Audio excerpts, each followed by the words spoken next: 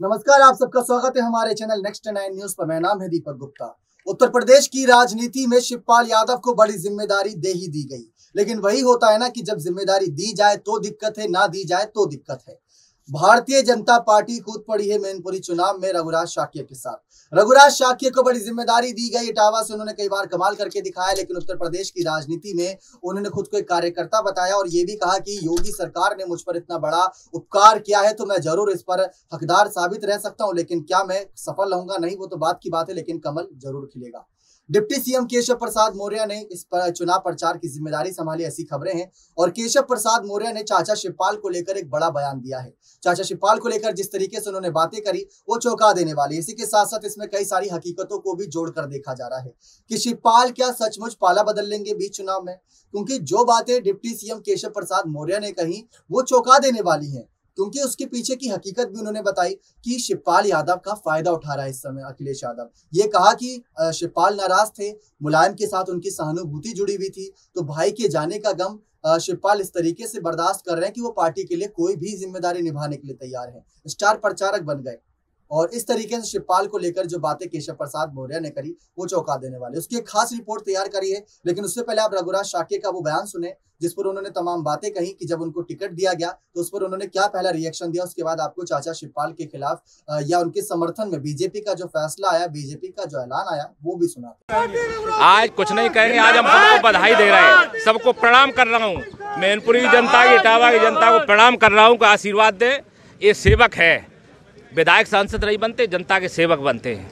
माननीय भारतीय जनता पार्टी ने हमें विश्वास जताने का काम किया है, छोटे से कार्यकर्ता को है, तो मैं उनको प्रणाम करता हूँ। राष्ट्रीय नेतृत्व को, प्रदेश नेतृत्व को, माननीय देश के प्रधानमंत्री जी को, माननीय मुख्यमंत्री जी को, डिप्टी सीएम को, मैं सभी को प्रणाम करता हूँ। और पूरी मैनपुरी की जनता, हमारी इटावा की जनता, जसवंत नगर की जनता, सभी को प्रणाम करके आज मैं निकल रहा हूँ। सभी को यहीं से निवेदन कर रखा, माता रानी को प्रणाम करके निकल रहे हैं, सभी को प्रणाम करके आज निकल रहे हैं। और यहाँ एक नया रास्ता आज स्टार्ट हुआ है, नई उसमें जाने का काम कर रहे हैं, जनता की सेवा के लिए जा रहे हैं। मैनपुरी में हम सेवक बन के जा रहा हूँ।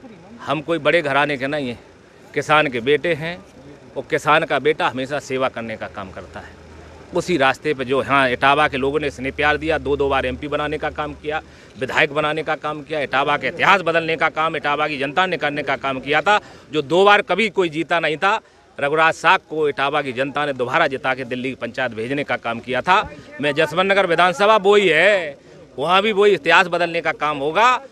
किसान का बेटा जीतेगा, मैनपुरी की जनता जीतने का काम। रघुराज सिंह नहीं जीतेगा, मैनपुरी की जनता जीतने का काम करेगी। हम तो एक सेवक हैं, सेवक के रूप में काम करते हैं। मौजूद होंगे आपके साथ में? सभी रहेंगे, पूरा प्रदेश नेतृत्व रहेगा, डिप्टी सीएम रहेंगे, हमारे प्रदेश अध्यक्ष जी रहेंगे, सभी मंत्री रहेंगे, तमाम विधायक रहेंगे, तमाम सांसद रहेंगे, सब लोग रहेंगे और पूरी जनता रहेगी साथ में। जनता कितनी अहम टक्कर मान रहे हैं? अरे टक्कर यार, क्या टक्कर है? चुनाव लड़ने जा रहे हैं हम सेवा करने के लिए। टक्कर तो देखिए, चुनाव है, जनता से कोई टक्कर होती है? जनता की सेवा करने के लिए यार, जनता से क्या टक्कर भाई? वे बड़े लोग हैं, राजघराना लोग हैं, हम लोग छोटे लोग हैं, जनता के बीच में जा रहे हैं। अब बड़े छोटे की लड़ाई नहीं है, जनता की लड़ाई, जनता के बीच में सेवा करने जा रहे हैं। कोई नहीं, सब बड़े हैं, उनका भी हम सम्मान करते हैं। माननीय नेताजी का आशीर्वाद हमारे साथ है। देखा आप सभी ने किस तरीके से रघुराज शाक्य ने यहाँ पर तमाम बातें करी। अब बात आती है डिप्टी सीएम केशव प्रसाद मौर्य पर। केशव प्रसाद मौर्य ने जो बातें कही वो और भी ज्यादा दिलचस्प है। दिलचस्प इस वजह से क्योंकि उन्होंने पोल खोल दी अखिलेश यादव की। उन्होंने बताया कि अखिलेश यादव बहुत ही चालाक इंसान है, वो सही मौके की परख देखते हैं और मौका जब देखते हैं कि लोहा गर्म हो चुका है, हथौड़ा मार देते हैं। आप शायद हमारे इन बातों से, इन मुहावरों से ना समझ पाए, तो देखिए आप हमारी एक खास रिपोर्ट जिस पर डिप्टी सीएम केशव प्रसाद मौर्य ने चाचा शिवपाल को लेकर मेहरबानी जताई और उनका आभार भी व्यक्त किया। किस वजह से, देखिए एक खास रिपोर्ट। मैनपुरी उपचुनाव में भतीजे अखिलेश यादव से नाराजगी के बाद भी शिवपाल यादव ने डिम्पल के पक्ष में प्रचार का इरादा जता दिया है। इसके बाद भी भारतीय जनता पार्टी चाचा शिवपाल से उम्मीदें जताई बैठी है कि आज नहीं तो कल उनका हृदय परिवर्तन होगा और वो भाजपा के समर्थन में आएंगे। आपको जानकारी दे दें कि योगी आदित्यनाथ तो मैनपुरी सीट पर ज्यादा नजर नहीं आ रहे, ना ही बयान देते हुए, ना ही वहां पर प्रचार करते हुए, लेकिन उप मुख्यमंत्री यानी राज्य के डिप्टी सीएम केशव प्रसाद मौर्य भाजपा की जीत का दावा लगातार कर रहे हैं। मुलायम सिंह के गुजर जाने के कुछ दिनों बाद भी उन्होंने भाजपा की जीत का दावा किया था, ये कहते हुए कि शिवपाल जिस तरीके से अपनी लगातार नाराजगी जाहिर कर रहे हैं उसका फायदा पार्टी को मिलेगा और मुलायम के जाने के बाद कमल यहां पर जरूर खिलेगा। भारतीय जनता पार्टी प्रत्याशी रघुराज सिंह शाक्य का नामांकन करवाने मैनपुरी जाते समय एटा में पत्रकारों से बातचीत में मौर्य ने प्रसपा अध्यक्ष से सहयोग लेने के सवाल पर कहा कि जो भी सहयोग करेगा उसका सबका स्वागत है। कमल खिलाने के लिए लोग तैयार हैं। आजमगढ़ में कमल खिल चुका है, रामपुर में कमल खिल चुका है, गोला उपचुनाव में भी कमल खिल चुका है और उत्तर प्रदेश में सरकार रिपीट हुई तो पूरे उत्तर प्रदेश में कमल खिल चुका है। बचा मैनपुरी उपचुनाव तो यहाँ पर भी कमल खिलेगा। रामपुर विधानसभा उपचुनाव में कमल जरूर खिलेगा। कमल खिलने का युग आ गया है। साइकिल को जनता ने पंचर कर दिया है।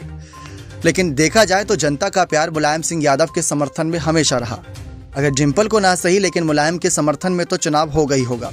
अब शिवपाल यादव और समाजवादी पार्टी यानी सपा अध्यक्ष अखिलेश यादव के बीच नाराजगी का भाजपा को फायदा मिलने के प्रश्न पर उन्होंने साफ कहा कि हम किसी की नाराजगी का फायदा नहीं लेते। हम लोगों से सेवा करने का अवसर मांग रहे हैं और निश्चित तौर से रघुराज शाक्य ही जीतेंगे।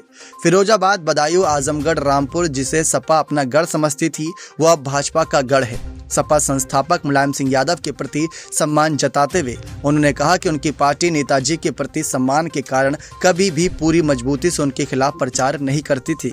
आदरणीय मुलायम सिंह यादव का हमारा नेतृत्व भी सम्मान करता था, पार्टी का भी सम्मान करती थी, इसलिए उनके खिलाफ प्रचार नहीं करते थे। यही कारण है कि अभी तक मैनपुरी लोकसभा में भाजपा को जीत नहीं मिली है।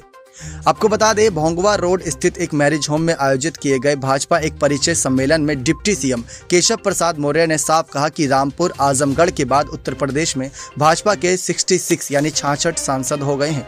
आने वाली 8 दिसंबर को भाजपा के 67 यानी 67 सांसद हो जाएंगे। मैनपुरी की जनता माफिया राज और अराजकता को सबक सिखाएगी। बीजेपी प्रत्याशी को उपचुनाव में जीत दिलाएगी। डिप्टी सीएम ने सपा संरक्षक मुलायम सिंह यादव को श्रद्धांजलि देकर अपनी बात शुरू की और श्रद्धांजलि के साथ बात खत्म की। उन्होंने कहा कि 2014-2019 में मुलायम मैनपुरी से चुनाव लड़े। उनके सम्मान में पीएम मोदी और राष्ट्रीय अध्यक्ष अमित शाह चुनाव प्रचार करने नहीं आए, लेकिन मैनपुरी के मतदाताओं ने 2019 के चुनाव में फिर भी इतिहास बनाया। उपचुनाव के लिए जब से भाजपा ने रघुराज को उम्मीदवार बनाया है तब से सपा के खेमे में खलबली मच गई है। मैनपुरी के लोगों ने आजमगढ़ और कन्नौज के चुनाव को भी देखा है। मैनपुरी में कमल खिलेगा ऐसा उन्हें पूरा भरोसा है। मैनपुरी उन्होंने साफ कहा कि जिस तरीके से मुलायम के जीवित रहते सपा के मुखिया अखिलेश यादव अपने चाचा शिवपाल यादव को भूल गए, लेकिन अब उन्हें स्टार प्रचारक बनाया गया। जब जरूरत पड़ी तो उन्होंने आह्वान किया है कि मैनपुरी में माफिया और गुंडे नहीं रहेंगे। मैनपुरी और यूपी अब गुंडागर्दी से मुक्त हो गए हैं। विकास की गंगा बह रही है।